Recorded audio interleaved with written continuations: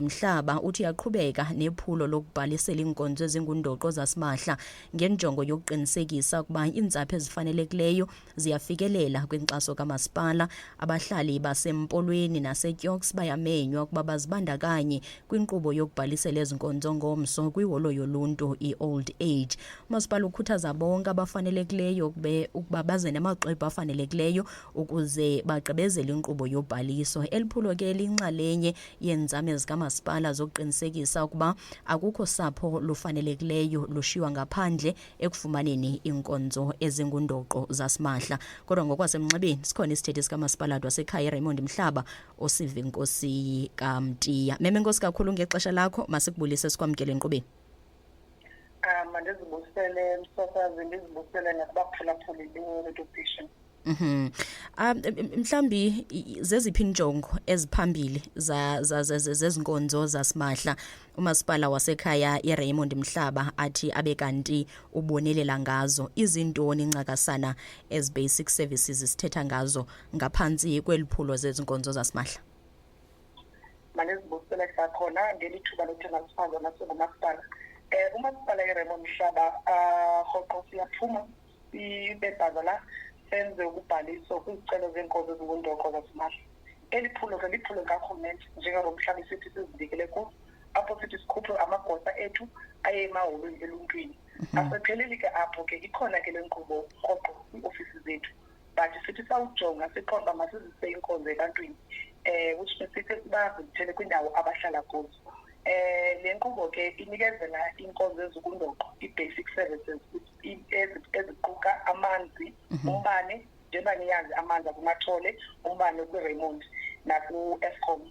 So umuntu othi aqhamule ke ufumana i-50 kilowatts yombane, ze umuntu ke okulo mhlaba wase-Raymond Mhlaba ongekafumani iintambo zoba aqhagamshelwane nombane okanye ngu-Eskom afumane i-20 litre yeparafini. Kuze umuntu ke othi abe ne-account, ngoba zikhona ezinye inkonzo sizenzayo, uthutho lwenkukuma, i-rate, akwazi ukuba angakwazi ukubhatala imali afumane isaphulelo sefakwe kwi-account yakhe.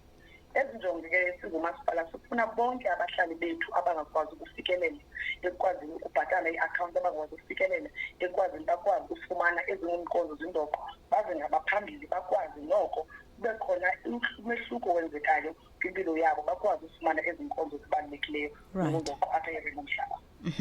Ngokuqinisekileyo singabantu asifani futhi asiphumi kumakhaya afanayo. Bakhona noko apho bangathathi intweni, kukhona abo basesiphakathini, kukhona abo bacaphula kushiyeke. Mhlambi ngobani abo bakhwalifayayo kule nkqubo? Ngokunqelisisisa sifane singabantu.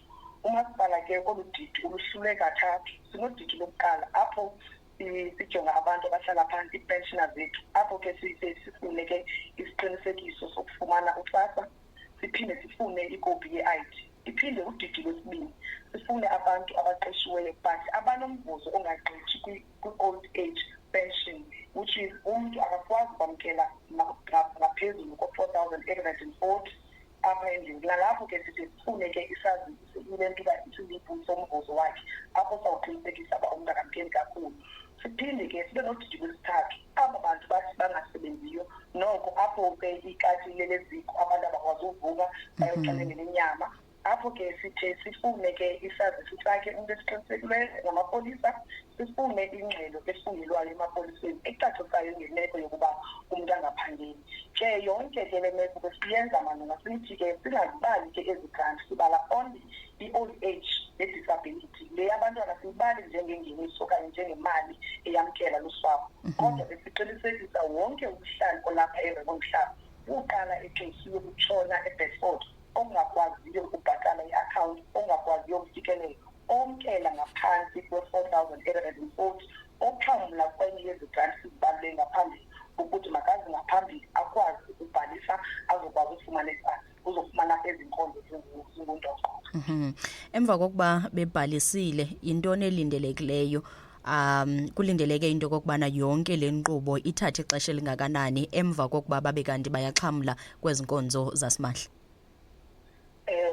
Uthi ke umuntu othi ukufaka isicelo njengoba sithilo ba le nkqubo ikhona emahhoveli ikhona nasezofisini amagosa kamasipala aye achekishe uba yonke into efakiweyo ba isemthethweni ngohlobo umuntu lemeko ayibekayo yiyo enyani. After that umuntu afakwe kumqulu we-free basic service kamasipala, then after inyanga iza kufakwa kwi-system umuntu akwazi ukufumana umbane wakhe we-50 kilowatts okanye umuntu afumane iparafini aphinde afumane isaphulelo.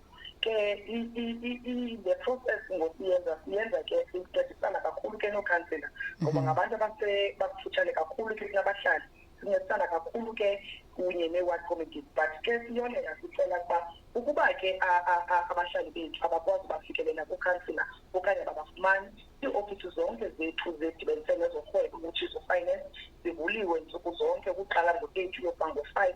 Siyakwazi bancedisa kakhulu abahlali bakwazi ukufikelela kule mqobo. Unazo mhlawumbi inkcukacha ezibonisa into kokubana bangaphi kumasipalati lo wase-Raymond Mhlaba abantu ekulindeleke ukuba babe kanti bayaxhamla kule nkqubo? Ngokwengxelo yethu ngokweplan zethu singumasipala kulo nyaka ke njengoba siyazi unyaka-mali kamasipala uphela nge-30 kaJuni uqala nge-1 kaJulayi. Kunyaka-mali ke ngoku ka-2027 kulo nyaka sisandogqiba kuyo kwezi veki ezidlulileyo besibhalise safika ku-12,000 but abantu baye bathe baxhamula bafumana umbane ku-Eskom baphinda bafumana umbane kumasipala bagqithile kumnyinge wongapho ko-9,000. Ngokwengxelo sisifakileyo okanye ngokweplan sisifakileyo singumasipala sinethemba ke abahlali basizakwazi ufika ku-11,000 kubantu ababhalisiweyo ukwenzela uba wonke umntu ongathathi ntweni akwazi ukuxhamula kule nkqubo sinayo. So le nto yokuphuma siye emahholweni sithi sizama ukuzisa senze siqinisekise wonke umntu nongavanga uyazi ungakwazi ukufikelela because basiyakhumbula ke futhi ijele kakhulu uba angathathi ntweni. Mhlawumbi umntu ke akanamali yokhwela akwazi ukufikelela eziofisini. Umasipala ke njengomasipala wabo uyabazela abahlali emahholweni. Alright, sishiyeke nomzuzu omnye kuphela mem ngenxa yexesha. Mhlawumbi le nkqubo izawuba luncedo kangakanani kwabo basweleyo kulo masipala wase-Raymond Mhlaba kwaye nicimba fanuba okokugqibela nje yeyiphi imingeni enijongana nayo ngethuba lale nkqubo ngoba siyayazi into enenkonzo zasimahla into kokubana wonke umuntu usoloko efuna ukungena noba ungene ngokungekho mthethweni nakakade. Sinethemba singumasipala ke abahlali bethu bazakwazi ukuvelana norhulumente njengoba siyazi uba sisitsho uba le nkqubo ijonge kakhulu kubantu abangathathi ntweni. Sinesicelo ke sisiphakamisayo ukuba abahlali bathe imeko yabo yatshintsha noko baze ngabaphambili kuba noko bayakwazi umvuzo wabo uyaqhithela kulaa mali besibalule ye-4,840 kwenzela uba bakhululwe kwesi sibonelo ukwazi abantu abangathathi ntweni. I-problem ke sihlangane nayo ayekasemahholweni abahlali bethu abaphathi izinto ezifunekayo njengokusebenzisana ke no-SAPS no-SARS amagosa ke abakhona ke emahholweni yethu which is abahlali abakwazi abanyanzelekanga ke baye kwenza i-affidavit umasipala uba nayo abantu abakwazi ubasertifayela kube khona namapolisa akwazi ukwenza ilentuka akwazi ukwenza i-affidavit. Sinenjongo ke noko abahlali bazawukwazi ukucacisa kakhulu banike eyona ngxelo ibalulekileyo okanye eyona ngxelo iyinyani malunga nemeko babheka phambi kwayo. Sinethemba ke abahlali bethu abalapha kwamaqoma ngoba kule nyanga sijonge kakhulu apha emaqoma kuluba ngutshilo ke mhlawumbi before uthi qala usibule imibuzo basabe sehulweni loluntu empompeni eJozi bangakhalali kakhulu noko ezide sesisondele nge-21 sabe sifikile nge-26 sabe sisemakufalana nge-30 sizabe sikejama la e-Ward 16 but sinesicebiso uba abahlali bangabheniki umasipala nyanga uzawuphuma athi gqolo aye kuzo zonke ii-areas ze-Raymond Mhlaba ukuqala eXesi e-Alice kwamaqoma e-Adelaide kuye nase-Bradford. Wonke umhlali uvumelekile bangasifumana isicelo okwazi ukuqualifya okanye ukwazi ukumisela yonke le migqaliselo ibekwe ngumasipala. Mem uvakele enkosi kakhulu ngexesha lakho siyabulela. Enkosi kakhulu. Right, mphulaphula wasekhaya mihlanu